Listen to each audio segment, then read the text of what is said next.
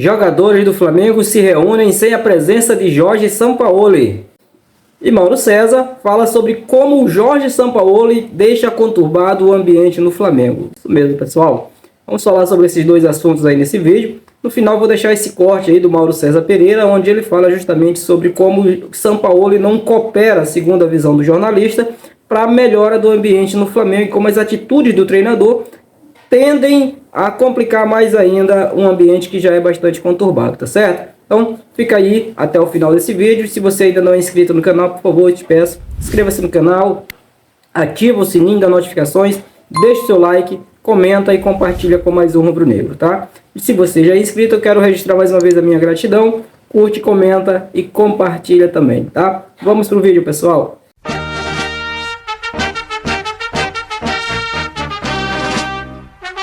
Pois é, pessoal, só essa notícia aí trazida em primeira mão aí pelo site Coluna do Fla, dando conta de que os jogadores do Flamengo decidiram por uma reunião às portas fechadas.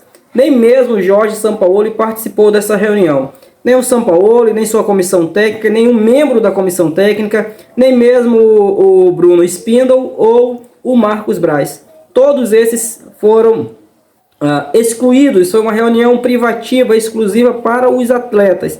Ninguém sabe ainda o teor das conversas que aconteceram lá. Muito provavelmente essas conversas devem girar em torno da decisão de amanhã. O Flamengo encara o São Paulo amanhã às 16 horas no estádio Maracanã pelo primeiro jogo das finais da Copa do Brasil. Então é muito provável que o teor dessa conversa tenha sido uma espécie de pacto ali pela conquista desse título. Mas o fato é que esse acontecimento, essa postura dos jogadores do Flamengo expõe assim de maneira absurda com uma fissura, né? Há um racha, há um distanciamento muito grande entre jogadores e comissão técnica. Tanto é que o treino que estava marcado para começar às 10 horas da manhã, estava previsto para as 10 horas da manhã, teve início após as 11 horas da manhã, porque essa reunião durou cerca de 1 hora. Isso mesmo, os jogadores se reuniram ali às portas fechadas e conversaram entre si sem a presença do treinador. Foi isso que aconteceu no Flamengo. Jogadores subordinados ao técnico, pelo menos teoricamente deve ser assim, acabaram por se reunir e excluindo aí a presença do Jorge Sampaoli. Isso é muito grave, isso é muito sério, isso mostra de fato o quão há esse distanciamento, né? O quão distante estão comissão técnica e jogadores. Pessoal, agora eu vou deixar um corte aqui da Jovem Pan Esportes, canal Jovem Pan Esportes, umas falas do Mauro César, ele falando sobre como o Jorge Sampaoli, ele tem algumas atitudes que acabam por dificultar o relacionamento dele com os jogadores. Ele cita alguns exemplos, inclusive ele já fez isso atrás, ele já falou, já usou o exemplo do Rodrigo Caio, ele volta mais uma vez ao exemplo do Rodrigo Caio, mas o exemplo maior que ele usa é do próprio Rossi. Rossi, um goleiro que o Flamengo contratou aí, brigou aí com o Boca Juniors, comprou o jogador, contratou o jogador, né? Jogador importante, um bom goleiro, um jogador acostumado a estar jogando sob pressão. Era jogador do Boca Juniors, então jogar na Argentina é tão difícil quanto jogar no Brasil em termos de pressão. Talvez a pressão lá até seja maior em determinados casos. O Boca Juniors é um dos grandes times da Argentina, então o Rossi é um jogador que está acostumado à pressão. E ele estava cotado, inclusive treinou durante a semana para jogar contra o Atlético Paranaense. Mas com o retorno antecipado do Matheus Cunha, devido ao problema que aconteceu lá no Marrocos, o Jorge Sampaoli simplesmente barrou o cara e colocou o Matheus Cunha no gol novamente. Nada contra o Matheus Cunha, ele tem feito alguns bons jogos, inclusive, embora tenha falhado também em alguns outros, né? Há jogos importantes em que o Matheus Cunha falhou. Mas eu acho que o tempo certo era aquele era o dia, aquela era a hora do Rossi estrear. O Rossi já está aí há 80 dias aí no Flamengo e até o momento não teve nenhuma chance, nenhum jogo sequer ele participou. Então já passou da hora, eu penso, do Rossi estrear, e o Jorge Sampaoli perdeu uma grande oportunidade de colocá-lo para jogar contra o Atlético Paranaense. Então eu vou deixar as falas aqui do Mauro César e volto logo em seguida. Sobre o jogo, hoje a tendência é Gabigol ficar no banco domingo, mas na cabeça do São Paulo tudo pode acontecer.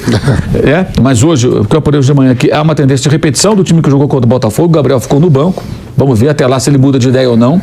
Porque assim, ele tudo é possível, né? A historinha do Rossi. Rossi ficou treinando direto, né, para jogar. O que acontece numa hora dessa? O jogador não estreou mais de 70 dias no Flamengo. O cara avisa para a família, o empresário comenta com as pessoas, deve ter mandado para o grupo dele lá na Argentina, no WhatsApp, finalmente eu vou jogar, fica ligado aí, vê se assiste o jogo. O cara compra passagem, de repente, para levar a família para Cariacica, para algum amigo ou outro, para assistir o jogo. Aí tudo bem, ele ia jogar, estava treinando para isso. Até segunda-feira estava definido que ele ia jogar. Isso é o que comentava dentro do CT. Aí houve o terremoto do Marrocos, a seleção pré-olímpica voltou mais cedo, o Matheus Cunha desembarcou, ele pegou e botou o garoto para jogar. Quando ele faz isso, o Sampaoli, ele piora ainda mais a relação com o grupo. Porque um jogador que ficou se preparando ali, fala, cara, treinei a semana inteira, aqui 10 dias. E não é um jogador qualquer, né? Pois é, o goleiro do Boca, cara. Eu não jogo de novo. Nunca esse cara vai me dar uma chance. Rodrigo Caio, a mesma coisa. Ele vai lá e relaciona o Rodrigo Caio, ele nunca utiliza o Rodrigo Caio. Cara, então libera o cara. Sabe? Não, relaciona o rapaz, vai, concentra a viagem, ele nunca entra, ele nunca vai entrar. O Davi Luiz, ele expôs o Davi Luiz. Colocou na função que não é dele. E poderia mudar com 10 minutos, que estava uma porcaria. Mas ele treinou o tempo todo com o Davi Luiz de volante. Treino é treino, jogo é jogo, já dizia. Quem dizia? Era Didi que falava isso, né? Neném Prancha também e tal. Então, assim, de uma forma ou de outra, seja lá quem for o autor da frase, que é muito boa, embora bem antiga, cara, treinou, não está funcionando com 10 minutos. Thiago Maia, vai para a volância, né? Como se diz hoje. Volante, você. Léo Pereira, vem para a lateral, o Davi Luiz, vai para a zaga. Está resolvido, cada um no seu lugar. O Léo Pereira é muito mais apto a jogar de lateral do que o Thiago Maia. Né? O Davi Luiz é zagueiro, não é volante, e o Thiago Maia é volante, volta para o lugar dele. O Davi Luiz, quando ele sai da zaga, ele é um condutor de bola, ele carrega a bola, ele arrasta a bola com ele, e faz o quê? Estica a bola. O Flamengo está jogando assim. Culpa do Davi Luiz? Não, culpa de quem colocou ali. Embora eu acho até que um jogador do tamanho dele, se ele não quisesse jogar na função, ele tem condições de falar, professor, não é minha função. Você tem 2 volantes aí, o Igor Jesus e o Alan, que custou uma nota pro Flamengo, e ele queria o Alan, que ele conhece bem dos tempos de Atlético. Não tem sentido. Ele insistiu pro Alan. Exato, não tem sentido. O Alan deu a coletiva falando. Eu acho que ele poderia dizer isso, se é que ele não falou. Mas eu acho que ele expôs o Davi Luiz. E a torcida pegou no pé do Davi Luiz, que foi colocado numa posição que não é a dele. Não é a dele. Então o São Paulo só fez bobagem. O que ele vai fazer para domingo é imprevisível. É impossível imaginar o que ele vai fazer. Mas a tendência hoje, pelo que eu apurei, é jogar um time da partida contra o Botafogo, que não teria aí o Gabigol como titular. Coincidência ou não, né? O Gabigol foi para a entrevista depois do jogo e defendeu o São Paulo, né? Quer dizer, ele está embaixo e defendendo o técnico. Mas como apenas uma coincidência, né? Defendeu o Vitor Pereira também. Cansou de defender o Pereira, Domenech, Paulo Souza. Sempre ele defende os técnicos, depois os caras caem. Né? O fato é o seguinte, o Gabigol tem que jogar bola, é isso que ele tem que fazer. E está jogando muito pouco. É a pior temporada dele no Flamengo, declarações e tudo, não vão mudar isso, não vão mudar. Vai ter outra oportunidade de você entrar em campo, de fazer alguma coisa que digna de registro. Né? Não só evitar o gol, mas jogar boas partidas e tudo mais. Mas é isso, assim, você vê como o São Paulo vai minando o trabalho dele e vai cada vez criando mais atritos com jogadores que fazem parte do grupo. É isso, pessoal. E aí, o que vocês acham? Vocês acham que realmente o Jorge Sampaoli é um grande responsável pelo movimento, pelo ambiente conturbado que existe hoje no time do Flamengo?